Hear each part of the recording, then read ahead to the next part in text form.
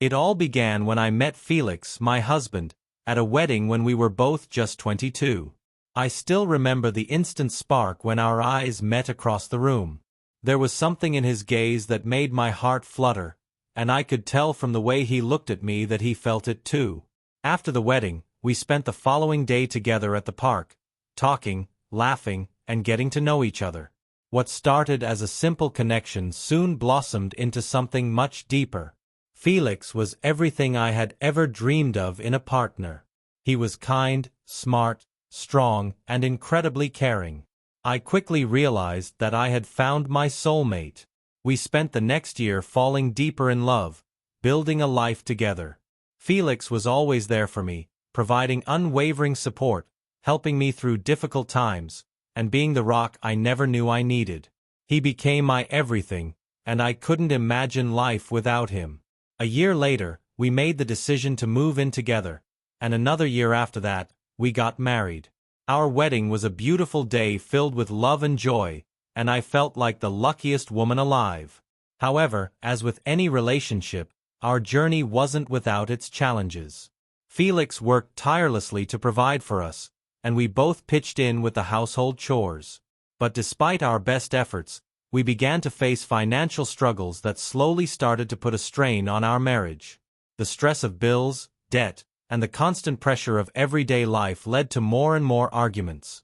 I couldn't help but feel overwhelmed by the tension between us.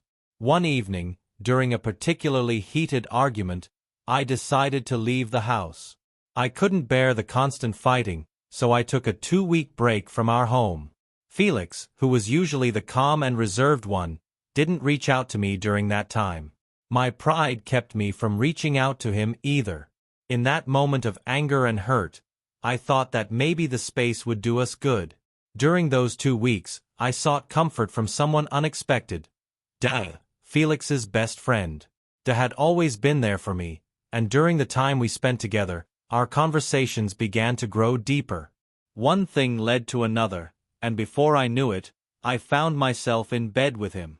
At the time, I convinced myself that it was a form of revenge for Felix not paying attention to me. I wasn't thinking clearly and was blinded by anger. But 3 days later, Felix returned home, with roses in hand, apologizing and begging me to come back. I was overwhelmed with guilt, but I knew I had made a terrible mistake.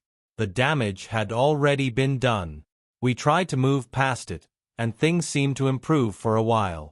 But life has a way of revealing truths, and just a few months later, I found out I was pregnant. I couldn't believe it. My heart sank when I discovered that the baby wasn't Felix's, it was Da's. The shock of it all almost shattered me. I was pregnant with a child that belonged to another man, and I had no idea how to face Felix. He was overjoyed by the news of becoming a father, and I couldn't bring myself to tell him the truth. I was terrified of losing him, of destroying the life we had built together. As the months went on, I kept my secret hidden deep inside me. Felix was an amazing father to our son, and I tried to bury my guilt, convincing myself that it didn't matter. But I knew that eventually, the truth would come to light. And it did.